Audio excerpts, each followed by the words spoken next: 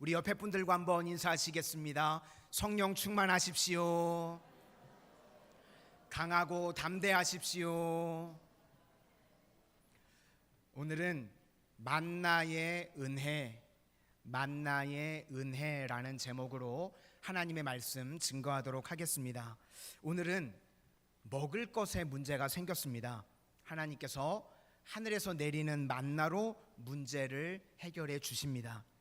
만나 이야기를 통해서 우리가 깨닫게 되는 것이 무엇인가 하면, 우리가 이 땅을 살아가면서 우리도 결핍과 부족을 경험하게 됩니다.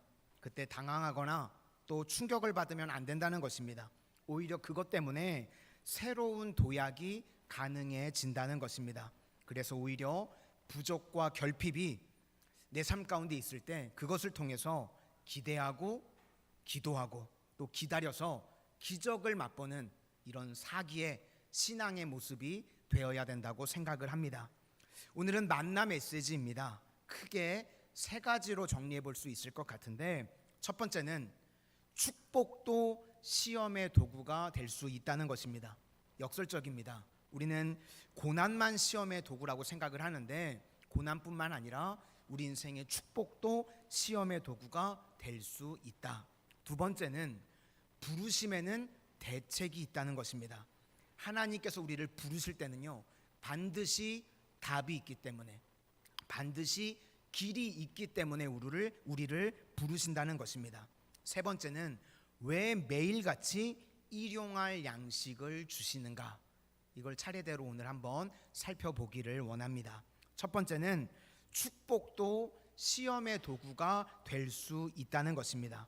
우리는 고난만 시험의 도구라고 생각을 하는데, 축복도 시험의 도구가 될 수 있다는 것입니다. 4절을 한번 다 같이 보시도록 하겠습니다. 시작. 그때에 여호와께서 모세에게 이르시되, 보라, 내가 너희를 위하여 하늘에서 양식을 비같이 내리리니 백성이 나가서 일용할 것을 날마다 거둘 것이라. 이같이 하여 그들이 내 율법을 준행하나 아니하나 내가 시험하리라. 여기서 시험이 무엇입니까? 우리의 순종을 시험한다는 것입니다. 시험의 목적은요, 성장과 성숙, 그리고 우리가 잘 되는 것입니다. 그러니까 시험을 받아서 통과하면 되는 것입니다. 그래서 축복이 우리를 더 강하게 만들고 성숙하게 만드는 테스트가 될 수 있다는 것입니다. 그런데 이 순종 테스트가요, 쉽다는 겁니다. 만약에 어렵다거나 능력 있는 사람만 순종할 수 있다, 그러면 불공평하겠죠. 그런데 어려워서 우리가 못하는 게 아니라는 겁니다. 안 하고 싶어서 안 하는 겁니다. 그러니까 누구든지 마음과 태도만 있으면 순종할 수 있다는 겁니다. 우리 모두도 마찬가지입니다. 하나님께서요, 우리에게 순종 못할 것을 명령하시지 않습니다. 우리가 하려고만 하면 순종할 수 있는 것을 우리에게 명령으로 주신다. 그래서 우리에게 말씀을 주실 때 다 순종할 수 있는 능력의 종들이 되실 수 있기를 바랍니다. 얼마나 쉬운지 설명을 하는 것이 16절인데, 우리 16절을 다 같이 한번 보시도록 하겠습니다. 시작. 여호와께서 이같이 명령하시기를, 너희 각 사람은 먹을 만큼만 이것을 거둘지니 곧 너희 사람 수요대로 한 사람의 한 오멜씩 거두되 각 사람이 그의 장막에 있는 자들을 위하여 거둘지니라 하셨느니라. 여기서 몇 가지 원리가 나오는데, 첫 번째는요, 자기가 직접 가서 거두어 오라는 겁니다. 그러니까 자기 수고가 있어야 된다는 겁니다. 하나님이신데요, 기적을 행하시는 하나님이 못하실 게 뭐가 있겠습니까? 그러면 제 생각 같아서는요, 우리가 있는 그 장막 텐트들마다 택배로 보내주셔도 될 것 같아요. 그렇지 않습니까? 못할 게 없으신 하나님, 그러니까 쿠팡 로켓 배송으로요, 새벽마다 일어나면 그냥 텐트 안에다 딱 주시면 되는 거 아닙니까? 그죠? 택배들 안 시켜보셨어요? 요즘 너무 좋아요. 로켓 배송, 총알 배송, 저녁에 시키면 새벽에 옵니다. 그럼 우리 하나님은 이런 걸 못 하셨을까? 왜? 하나님이 그런데요, 그렇게 안 주시고 바깥에 만나를 주셨다는 겁니다. 그래서 누구든지 다 거두로 나가야 됐습니다. 그러니까 그것도 안 한다 그러면 게으름이겠죠. 우리도 마찬가지입니다. 하나님께서 우리 인생 가운데요, 다 준비를 해 두시고 난 다음에 그냥 가지고 오면 돼. 그러니까 사실 순종의 행동입니다. 그러니까 반드시 하나님의 말씀에는요, 우리가 순종하는 행동이 있어야 된다는 겁니다. 하나님이 준비 다 해주시고 가서 거두어 와라, 이런 순종하는 행동이 있어야 된다. 그런데 그것이요, 그리 어려운 일이 아니라는 것입니다. 두 번째 내용은 무엇인가? 1인당 한 오멜, 이 오멜이라는 말이 성경에 많이 나오는데 2.2리터입니다. 그러니까 한 사람이 하루에 먹을 수 있는 분량 정도가 2.2리터입니다. 그런데 딱 그것만큼만 가지고 오랍니다. 그러니까 우리 욕심의 문제로부터 벗어나라는 것입니다. 우리가요, 성령의 9가지 열매가 있다고 그러죠. 마지막 열매가 무엇입니까? 참회요? 절제, 그죠? 갈라디아서 5장 22절을 보니까 오직 성령의 열매는 사랑과 희락과 화평과 오래 참음과 자비와 양성과 충성과 온유와 절제니 이 같은 것을 금지할 법이 없느니라. 성령의 9가지 열매가 쭉 있는데 그 중에 마지막이 절제라는 겁니다. 그러니까 우리 인생에서도요, 절제가 중요한 겁니다. 얼마든지 가지고 올 수 있을 것 같은데 한 오멜씩만 가지고 오는 것, 이것을 하나님께서 훈련시키셨다는 겁니다. 세 번째 시험이 무엇인가? 아침까지 두지 말라는 겁니다. 19절 하반절에 보니까 아무든지 아침까지 그것을 남겨두지 말라. 또 20절에 순종하지 아니하고 더러는 아침까지 두었더니 벌레가 생기고 냄새가 난지라. 아침까지 두지 말라는 거는요, 저장하지 말고 다 사용하라는 것입니다. 그러니까 한 오멜씩만 가지고 오라는 것은 욕심의 문제라고 그러면 아침까지 두지 말라는 것은요, 불신의 문제입니다. 우리가 왜 쌓아두죠? 내일 하나님께서 안 주실까 봐. 그러니까 내일은 내가 책임질 거야, 그런 것이 아침까지 놔두는 것입니다. 그러니까 일용할 양식입니다. 내일은 내일의 은혜를 주신다. 그런데 그걸 안 믿으니까요, 죽어라 쌓아두게 되는 겁니다. 이것이요, 불신의 문제라는 겁니다.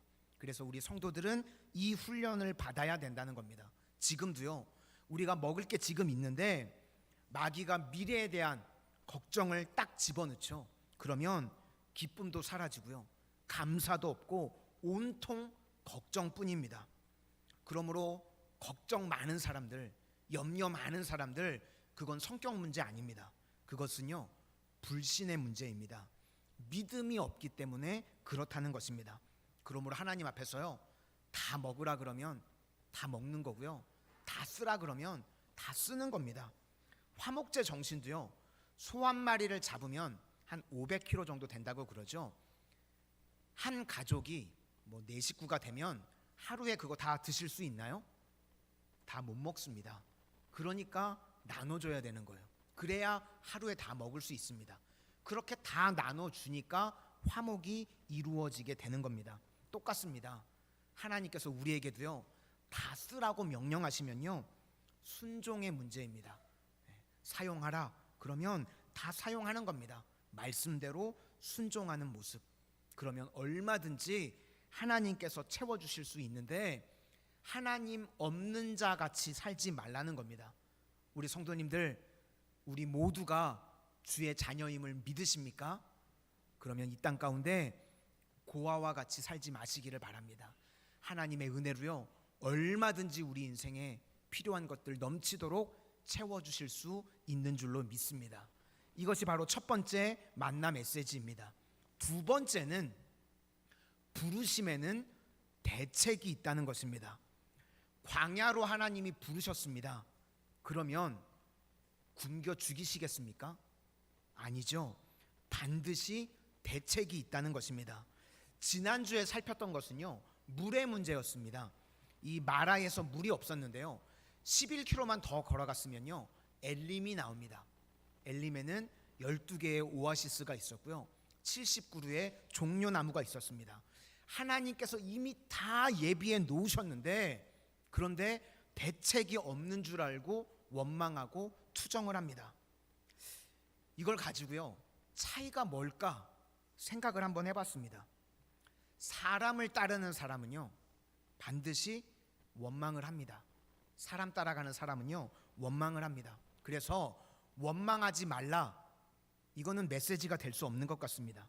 누구든지 사람 따라가면 원망을 하는데 하나님의 부르심을 따라가는 사람은요 원망하지 않습니다. 아브람과 롯을 비교해 보시면 아브람은요 하나님의 부르심을 받았습니다. 창세기 12장 1절에 너는 너의 고향과 친척과 아버지의 집을 떠나 내가 내게 보여줄 땅으로 가라. 이렇게 아브람을 하나님이 부르셨죠. 그러니까 아브람은요 어디를 가든지 하나님이 부르심이 있기 때문에 하나님의 대책이 있겠지, 그런 것입니다. 그래서 원망이 없었습니다. 반면에 롯은요 삼촌 아브람을 따라왔습니다. 그러니까 뭐 문제만 생기면 섭섭하고 또 다툼이 있으면 섭섭하고 원망하게 됩니다. 그래서 메시지가 무엇인가? 성도님들에게 원망하지 말라고 원망 안 하시겠습니까? 그죠? 이거는 메시지가 아닙니다. 그러니까 원망하는 사람들을 보면 항상 사람을 따라가면 원망하게 된다는 겁니다. 맨날 사람 따라가면서 의리 찾는 사람들 있죠. 그래서 우리가 예수님을 믿어도 예수 그 의리스도 믿으시는 분들 있죠. 의리 찾으시는 분들. 그래서 우리는 사람 따라다니고 의리 찾으면 안 되고요 예수님 따라가는 신앙이 되어야 된다는 것입니다. 예수님 따라가는 인생이 되어야 된다. 여기 보니까 모세는 하나님의 부르심을 따랐습니다. 그런데 백성들은요 하나님보다도 이 모세를 따라갔습니다. 그러니까 날마다 원망을 합니다. 앞부분 마라에서도 15장 24절에 보니까 백성이 모세에게 원망하여 이르되 우리가 무엇을 마실까? 이게 하나님한테 해야 될 얘기를 모세 따라왔으니까 모세에게 원망을 합니다. 우리도 마찬가지입니다.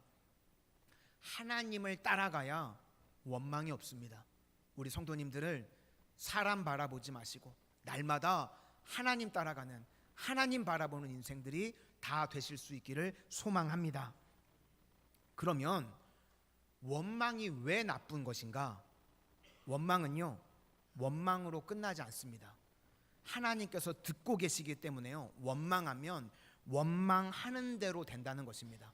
여기 보니까 맨날 백성들이 죽겠다 죽겠다 그러니까요 하나님께서 진짜 다 죽여버리십니다. 우리 한국 사람들도요 이게 말버릇이 좀 안 좋은 것 같아요.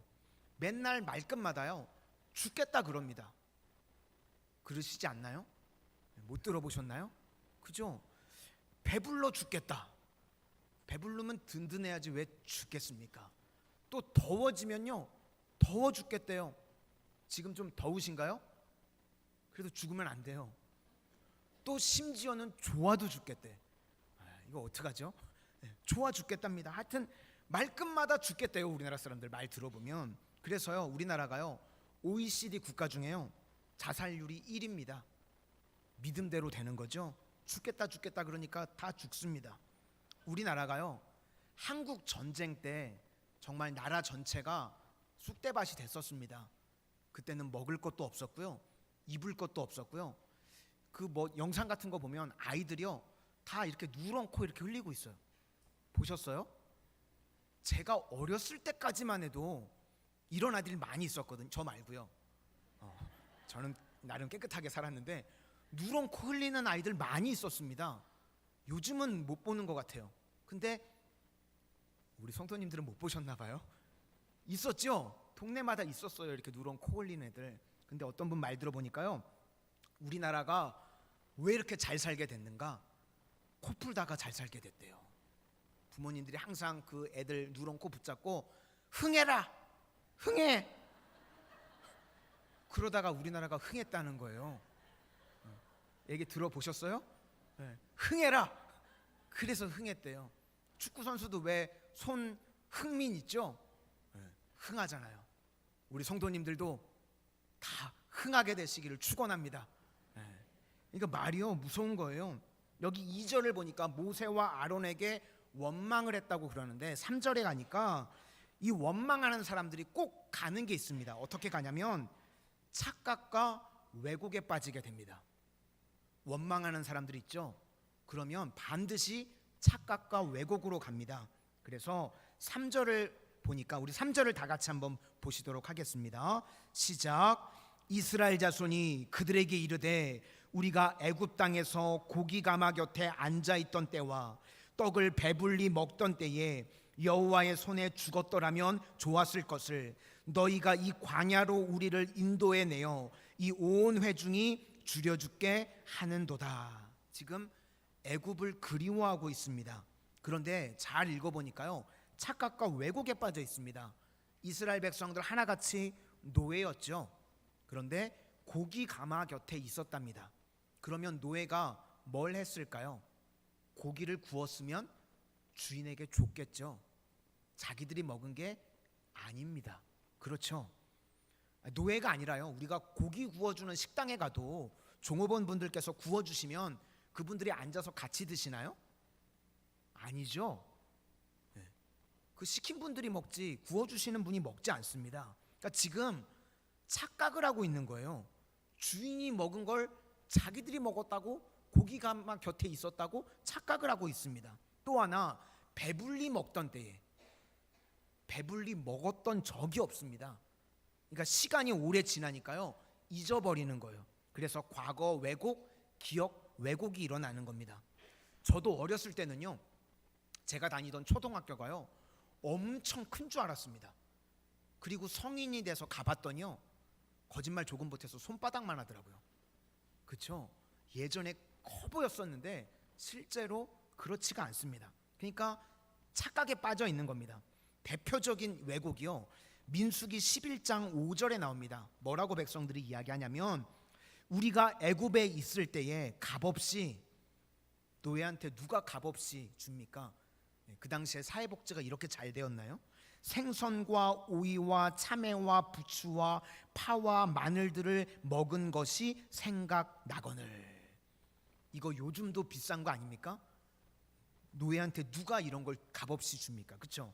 그러니까 완전히 지금 착각에 빠져 있는 겁니다. 그러니까 원망하게 되면요 이런 식으로 착각과 왜곡을 사람들이 다 하게 된다는 것입니다. 요즘에 이런 게 뭔가 생각해 보니까요 SNS가 그런 것 같아요. 남들 그거 보면요 되게 잘 사는 것처럼 보입니다. 그런데 실제로요 그렇게 사는 사람이 누가 있겠습니까? 그러니까 속지 말라는 겁니다. 다 착각과 왜곡에 빠지는 겁니다. 현실이 그렇지 않다는 것입니다. 반면에 하나님의 부르심을 따라가는 사람은요 환경 때문에 움직이지 않습니다. 사명 때문에 움직이기 때문에 어떤 상황에서도요 감사할 수 있다는 겁니다. 예수님의 제자들을 보니까 복음을 증거하다가 핍박을 당했습니다. 사도행전 5장 41절 말씀을 보니까 그 이름을 위하여, 예수의 이름을 위하여 능욕받는 일에 합당한 자로 여기심을 기뻐하면서 공의 앞을 떠나니라. 예수님을 따르면 환경이 안 좋았는데 기쁘다는 것입니다. 반면에 사람 따라가면요 다 좋다가 뭐 하나 나쁘면요 바로 원망이 나오고요 죽겠다 그러고 사실도 아닌데 왜곡하는 일들이 막 벌어지게 된다는 것입니다. 그러므로 우리 성도님들 이 땅을 살아가는 동안 우리가 어떻게 살아야 되겠습니까? 사람 따라가는 인생이 아니라 하나님 따라가는 인생이 되어야 할 줄로 믿습니다. 또 우리 교회도요 하나님만 따라가는 거룩한 교회가 될 수 있기를 소망합니다. 이제 모세의 해결책입니다. 그러면 이렇게 원망하는 사람들 일일이 찾아가면서 설득하고 설명하지 않았다는 겁니다. 어떻게 했는가? 하나님의 임재 앞에 나오게 합니다. 지금 식으로 하면요 예배로 모이는 겁니다. 9절을 보니까 모세가 또 아론에게 이르되 이스라엘 자손의 온 회중에게 말하기를 여호와께 가까이 나오라. 그러고 나온 다음에 10절 뒤에 보니까 여호와의 영광의 구름 속에 나타나더라. 우리 해결책이 그렇습니다. 원망하지 말라. 이것은요 메시지 아닙니다. 이거는 윤리 설교죠. 우리는요 하나님께 가까이 가라. 하나님의 영광을 봐라. 그렇게 될 때 우리가 변화되고 달라지게 된다는 것입니다. 왜 우리가 누추한 인생을 살아가는가? 하나님의 영광을 안 보니까. 날마다 뒤에서 남 얘기하는 겁니다. 그런데 하나님의 임재 앞에 나아가면 하나님의 영광을 이야기하게 되고요, 밤새도록 그 영광을 이야기해도요 감당할 수 없다는 겁니다. 모세도요 하나님의 영광을 보니까 영광 안에서 살아갑니다. 근데 백성들의 문제는 하나님이 아니라 모세를 바라봤습니다. 그래서 모세가요 자기가 아니라 자기는 양머리 개고 하나님께 가까이 하나님의 영광을 바라보라고 이야기를 하는 겁니다. 그때부터 그들이 변화가 되게 됐다는 것입니다. 그래서 교회는요 반드시 영광이 있어야 됩니다. 영광이 어떻게 나타나는가? 하나님의 임재가 있으면요 영광이 있다는 것입니다. 지금 이 시간에도 이 예배 시간 가운데 하나님의 영광을 바라볼 수 있는 믿음의 성도님들이 다 되실 수 있기를 소망합니다. 그러면요 내 삶의 원망 불평은요 자연스럽게 다 사라지고 승리하는 인생이 될 수 있다는 것입니다. 마지막 세 번째, 만나 메시지에서 왜 일용할 양식이냐 하는 겁니다. 일주일치로 줘도 될 것 같은데 왜 매일매일인가? 첫째는요 하늘의 것을 구하는 것입니다. 매일같이 하늘에서 내려온다. 우리 먹을 것을 하나님께서 주신다. 그러니까 하늘 양식, 하늘의 것을 구하는 자가 되어야 한다는 것입니다. 13절에 보니까 아침에 가니까 이 이슬같이 진 주위에 하늘에서 내려왔다는 겁니다. 어떤 분들은 이야기하기를 우리나라가 단지파 후손이라고 이야기하는 분들이 있거든요. 그래서 뭐 당군, 그거 믿지 마세요. 단지파가 성경에서 사라져서 올라가다가 우리 한국에 머물렀다고 이렇게 하시는 이야기하는 분들이 계시더라고요. 그래서 우리나라가 단지파다라고 뭐 이야기하는 분들 계신데요. 그거는 억지 주장입니다. 단지파는 저주받은 지파거든요. 그래서 동요도 이런 동요 들어보셨어요? 펄펄 눈이 옵니다. 못 들어보셨나요? 하늘에서 눈이 옵니다. 그죠? 하늘나라 선녀님들이 하얀 가루, 떡가루를 자꾸 뿌려줍니다. 이거 보면 우리나라가 뭐 단지파 같기도 하고 근데 그렇지는 않은데 이 동요를 들어보니까요 마치 그런 것 같아요. 하늘나라 선녀님들이 하얀 가루, 떡가루를 자꾸 뿌려줍니다. 우리는요 진짜 하나님의 은혜를, 하늘 은혜를 받는 인생들이 되어야 됩니다. 하늘에서 떡가루를 뿌려주듯이 자꾸 하나님의 은혜로 우리의 먹을 것, 우리의 필요들을 채워주시는 그런 체험이 있는 인생들이 되어야 된다는 것입니다. 그래서 매일과 같이요 하늘의 은혜를 구하는 겁니다.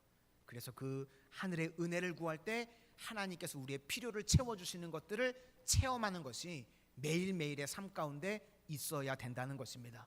오늘도 세상 가운데 이 부족과 결핍의 문제로 예배의 자리에 나오신 성도님들 계십니까? 하늘의 은혜를 구해서 하나님께서 채워주시는 체험이 있는 인생들이 되실 수 있기를 소망합니다. 두 번째는요 날마다 주시는 이유가 무엇인가? 신선함입니다. 매일매일 주는 이 신선함. 우리 어머니들은 어떻게 하시죠? 이 먹다 남은 거 있으면 냉동실에 들어가죠. 그렇죠. 이거를 벽돌식품이라고 그러잖아요. 또 특별히 검은 비닐봉지에 싸서 들어가면요 이거는 이제 정체불명이 되는 거예요. 언제 나올지도 모르고 시간이 지나면 뭐가 들었는지도 모르죠 그거. 근데 보통 그렇게들 이야기하시거든요. 냉동실에 들어가면 안 상해. 근데 기사를 봤더니요 이 냉동실 안에서 1년 동안 얼린 고기가요 이 기준이 200RLU라고 합니다. 이 RLU가 저는 뭔지 자세히 모르는데 아마 오염도 기준인 것 같아요. 200이 이제 평균적으로 먹을 수 있는 기준인데 1년 동안 냉동실에서 얼린 고기가요 무려 28,000이나 됩니다. 그러니까 혹시 남편 죽이고 싶으신 분들 계시면요, 1년 동안 넣어놨던 고기 그거 해동해가지고 몰래 드리면 곧 가요 이제. 그러니까 이 벽돌 식품이요 보통 집에 있는 변기보다요 100배 더럽답니다. 눈에 보이지 않아서 그렇지 냉동실에 있으면 안 상해. 그렇지 않다는 거예요. 그런데 우리 하나님께서는요 그런 거 안 주시죠. 매일과 같이 신선한 것을 주셨다는 겁니다. 그러니까 하나님 마음이요 우리에게요 가장 좋은 걸 주시고 싶으신 마음이 있다는 겁니다. 은혜도 매일매일의 은혜를 받는 것이 중요합니다. 그리고 매일의 동행이죠. 우리가 어떤 사람을 정말 좋아한다 그러면 매일매일 보고 싶지 않으십니까? 그렇죠? 매일매일 보고 싶은 겁니다. 아마 하나님께서도요 우리에게 그런 마음이셨던 것 같아요. 가장 좋은 것 그리고 매일에 동행하고 싶으신 마음이 있었던 것 같습니다.